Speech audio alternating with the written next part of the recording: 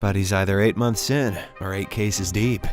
You know what I'm saying? In the opening scene, we are introduced to a 37-year-old career-obsessed guy named Kentaro Hiyama, who works as an advertising agent at Unive, a company located in Tokyo. Kentaro has achieved notable success in his profession, earning the respect of his colleagues. He schedules everything, including his dates, on his calendar, in fear of being thrown off guard in life. He is also popular amongst ladies, frequently engaging in one-night stands with them. However, he always returns to Aki Sato, a 35-year-old freelancer who shares Kentaro's workaholic tendencies. Aki is an open-minded person who has a rational approach to decision-making, prioritizing logic over emotional impulses. The two are compatible with each other, as both of them share a common thought that they should not rush into serious relationships or parenthood any sooner in their lives. Although they are not officially in a romantic relationship, they maintain a friends with benefits arrangement based on mutual compatibility. One evening, Kentaro's boss summons him and his coworkers Tanabe and Swabe to discuss a future project at Unive. However, Swabe has to leave early to look after his child at home. As he departs, Tanabe makes a comment suggesting that childcare should be exclusively the responsibility of women.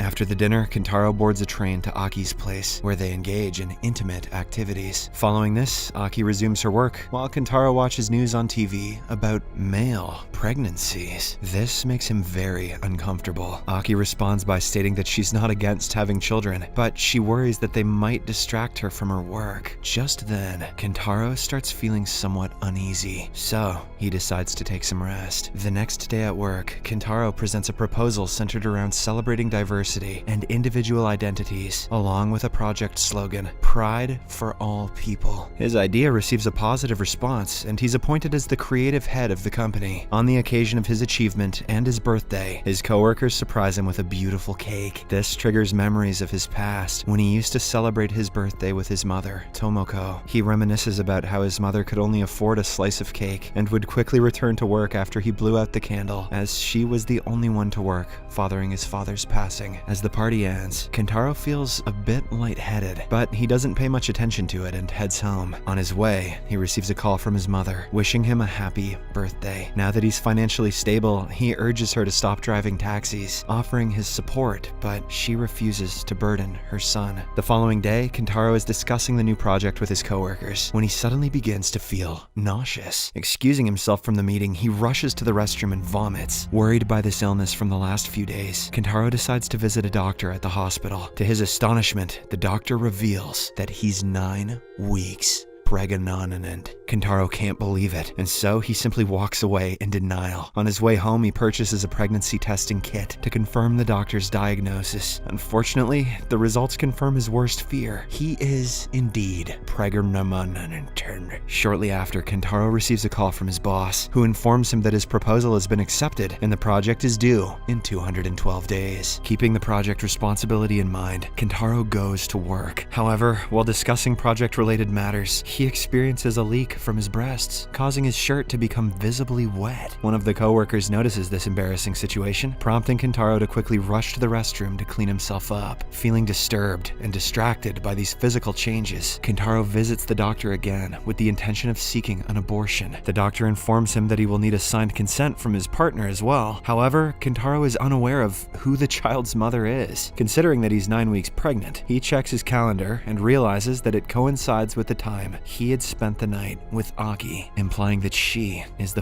mother. Following this, he texts Aki for a meeting, but she declines due to being overloaded with work. In the next scene, Kentaro starts Googling information about the male pregnancy, but he is irritated to find that everything is for women. It's all the same, it's just gonna come out your penis. Moments later, his boss approaches him and invites him for a sauna bath, where he expresses his concern about Kentaro's frequent absences and urges him to take care of himself to avoid jeopardizing his job. During their conversation, the boss notices the darkened nipple, which makes Kentaro uncomfortable, prompting him to leave. That evening, a weakened Kentaro goes to Aki's place and discloses that he's pregnant with her child, leaving her in a state of shock. He also requests her to sign a consent form, as he doesn't wish to proceed with the pregnancy. Aki agrees to sign the form, but as Kentaro suddenly feels nauseous, he vomits all over it. The next day, Aki meets her pregnant best friend and confides in her about the situation. The latter advises Aki to carefully reconsider the abortion decision, emphasizing that having a child is such a wonderful feeling. Later,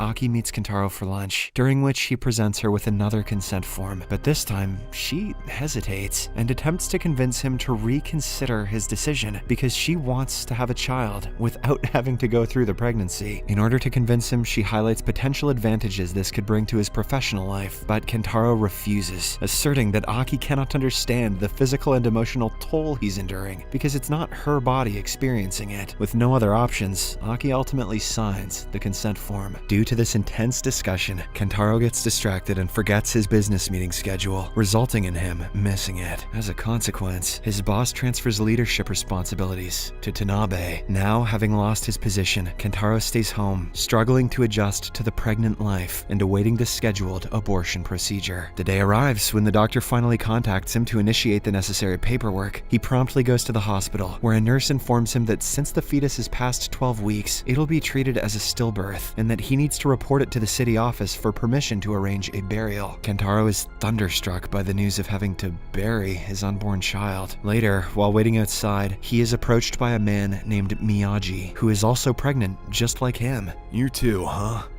Shit. The two bond quickly over their shared experiences of pregnancy. I can't believe it's gonna hatch out of my pee hole. Eventually, Kentaro reveals his decision to proceed with the abortion. Miyagi understands and shares that he had considered the same choice, but ultimately decided against it, as his wife is unable to conceive again after their first child. After dinner, Kentaro accompanies Miyagi to his home, where he meets his wife, Noriko, and their son. Noriko remarks that Miyagi must be happy to find another pregnant man, as he had initially felt anxious when he discovered his own pregnancy. Seeing the little boy run around, Kentaro has a sudden change of mind as he realizes how precious it is to have a baby. The scene then cuts to a business meeting where Tanabe is leading the discussion. However, his presentation proves to be dull, prompting the boss to seek Kentaro's opinion. Drawing upon his recent experiences and the advantages highlighted by Aki, Kentaro suggests using a pregnant man for their advertising campaign. Initially met with hesitation from the clients, Kentaro boldly steps forward and reveals his own pregnancy, displaying his ultrasound and emphasizing its unique advantage. This impresses everyone, and they become even more delighted when Kentaro volunteers to be a model for the campaign. After work, Kentaro meets Aki at a restaurant and shares his decision to proceed with the pregnancy. He also expresses his desire to handle it on his own. However, Aki assures him that she would love to help raise the baby, and reassures him that their relationship will remain unchanged. In other words, she's still gonna bang other dudes. Subsequently, Kentaro calls Miyagi to inform him of his decision, which fills him with joy. Later, Kentaro also contacts his mother to share the news, but her response reveals her clear unhappiness about the situation. A few months pass, and Kentaro participates in a photo shoot for their advertising campaign. Unexpectedly, this gains a lot of attention upon their release, and the campaign becomes a tremendous success. The ads spread rapidly across social media, generating widespread interest. Furthermore, Kentaro receives invitations to appear on various shows for interviews. But just like everything has its bad sides, Kentaro faces hurtful prejudice from people. His dating life hits a roadblock as women refuse to go out with a pregnant man. What if they suck the baby right out of there? The following day, Kentaro visits Miyagi at his flower shop and expresses his frustration about not being able to openly discuss his pregnancy with anyone. Miyagi admits that he also feels the same way. As their conversation unfolds, Kentaro comes up with the idea of creating an online community specifically for pregnant males, where they can share their challenges and find solutions together. In the next few days, Tomoko sees her son's advertisement on TV and decides to pay him a visit. Still upset, she expresses her disappointment that Kentaro didn't even use a pseudonym in the broadcasts. Kentaro brushes off her concerns and instead asks about his father, but Tomoko remains silent. In the next scene, Kentaro appears on a TV show to discuss Unife's project and takes this opportunity to promote his free online community for pregnant males. He calls it Dickception. One afternoon, Kentaro and Miyagi receive a message from another pregnant man who wishes to meet them in person. As a result, they arrange their first meeting at a restaurant, which goes very smoothly. After the meeting, Kentaro goes to Miyagi's place for dinner, during which he experiences the first movements of the baby inside his belly. A few days later, Kentaro and Aki visit a shrine to seek blessings for the upcoming childbirth. Here,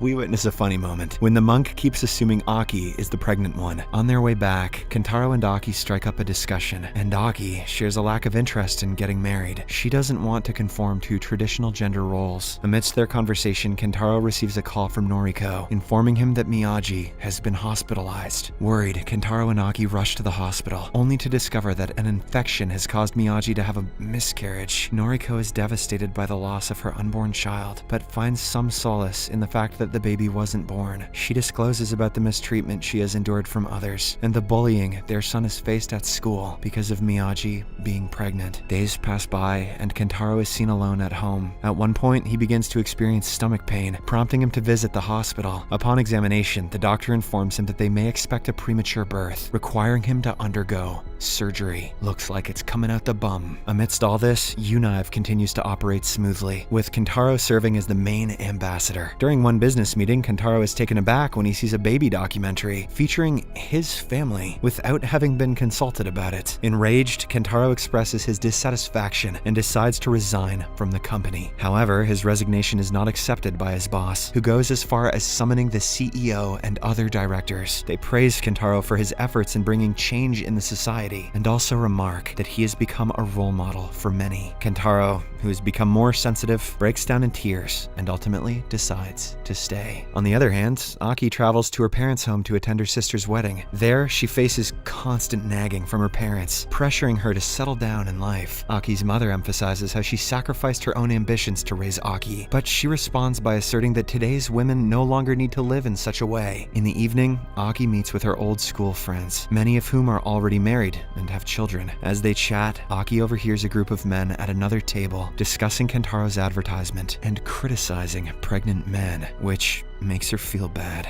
That night, when Aki's parents once again bring up the topic of her marriage, she reveals that she has a boyfriend and they're expecting a baby. Her parents are further confused when Aki clarifies that she's not the one who's pregnant. As expected, her parents struggle to accept this information. So, Aki states that she will start her own family in Tokyo and live there forever, preventing any disgrace to their family. She then proceeds to pack her belongings and heads to the train station. While waiting for the train, she calls Kentaro, expressing her desire to raise the baby together. After several hours, Aki arrives in Tokyo, and Kentaro goes to pick her up in a cab. On their way back, they engage in a heartfelt conversation where Kentaro expresses the fear he had thinking of raising the child alone, but now he's happy that they are together once again. The cab first drops off Kentaro at his place, where he comes across a man named Aichi waiting for him. Aichi introduces himself as Kentaro's father, and shockingly, also his mother. Perplexed, Kentaro calls his mother, and as soon as she arrives, she impulsively punches Aichi in the face for reappearing. Tomoko then reveals the truth that Aichi is indeed his father, who had abandoned him when Kentaro was an infant. She had kept this secret to prevent Kentaro from potential pain. Despite this revelation, Kentaro allows his father to stay with him in his apartment, while his mother drives Aki home in her taxi. During the ride, Tomoko apologizes to Aki for having to witness the strained relationship within their family, but the latter admires her for raising Kentaro alone. That night, as Aichi comes out from the shower, Kentaro notices a scar on his father's stomach. Curious, he asks if his father really gave birth, to which Aichi says yes. He then recalls how he used to conceal his pregnancy from the people, and it was challenging even to visit the hospital. But now that he has returned, Aichi wants to assist Kentaro with his online community project. As days pass, he proposes an idea for maternity products tailored for men. Impressed by the concept, Kentaro suggests involving Aki in promoting the idea. However, she shows no interest and walks away. Kentaro follows her, attempting to discuss the matter, but their conversation escalates into a conflict as Aki fears that Kentaro will prioritize his father's business over their own baby. Later that day, Kentaro meets with his mother, who advises him against working with his father, reminding him of how he had abandoned them. Afterwards, Kentaro attends a community meeting where he discovers that his father is already present and is sharing his business idea with fellow members. years. Meanwhile, Aki meets up with her friend, who offers her a job as an editor for a project in Singapore. However, accepting the job would require her to stay abroad for 2 years. Excited about the opportunity, Aki calls Kentaro to share the good news, but he suggests that she decline the offer due to her responsibilities towards their future baby. As expected, this deeply saddens Aki. The next morning, Kentaro wakes up to find himself embroiled in a fraud scandal, as Eiichi has disappeared with the invested money. Other pregnant men who had invested in the community business demand an explanation, and the press surrounds both the office and his apartment. Unable to step out due to the intense media attention, Kentaro is forced to remain at home. Later, his mother visits and scolds him for not heeding her advice. She speculates that Eiichi may be squandering the money in a pub. Despite Aki's attempts to calm him down, Kentaro sets out to find his father. Fortunately, he locates his father in a van. Eiichi hands over the money he collected from everyone and explains that he had endured immense suffering back then, so running away is all he knows. He just happened to grab all the money while he was at it. He then decides to quit the project and bids farewell to Kentaro. In the morning, Aki informs Kentaro that she has decided to accept the Singapore job. She emphasizes that her decision doesn't mean that she is running away from her responsibilities, assuring him that she will visit him time and again. Kentaro is hurt by this news, but he conceals his emotions from showing on his face. At work, the higher-ranking officials decide to remove Kentaro from the project due to the scandal caused by his father. In order to address the situation, the company organizes a press conference where Kentaro explains the complete story, clarifying that he's not involved in all of this. Right after speaking to the public, he suddenly collapses and is immediately rushed to the hospital. Meanwhile, Aki is at the airport waiting for her flight and watching the live broadcast of Kentaro's press conference. As soon as she witnesses his collapse, Aki rushes to the hospital to be by his side, postponing her job opportunity in Singapore. Soon after, Kentaro experiences intense pain from labor and is taken to the operating room for the delivery of their child. Aki, along with Kentaro's parents, anxiously wait outside, but Kentaro's not worried. He saw Arnie do this in a movie once. It was not so bad. In a moment of remorse, Eiichi apologizes to Tomoko for the trouble he had caused in the past. After a while, the operation is successful, and Kentaro finally gives birth to a healthy baby boy. The family reunites in the ward, and Eiichi gets emotional as he captures a photograph of his son, grandson, and Aki. From that day onward, Kentaro and Aki take turns caring for and raising their baby together. The online community they started continues to grow, with new members, and pregnant men gradually gain positive recognition in society. Now, even girls offer their seats on the train to pregnant men as a gesture of support. One night, Tomoko offers to babysit, giving Kentaro and Aki the chance to enjoy a relaxed dinner together. During their meal, Aki decides to decline the offer in Singapore, but Kentaro urges her not to do so. Instead, he encourages her to grab the opportunity without feeling guilty, because he doesn't want her to sacrifice her dreams, just as his mother did for him. Finally, Aki departs for Singapore in a few days, but she keeps her promise of visiting them regularly and staying connected through video calls. Kentaro takes pride in what they have accomplished and remains optimistic that their baby will grow up to become a great person under their modern-style family.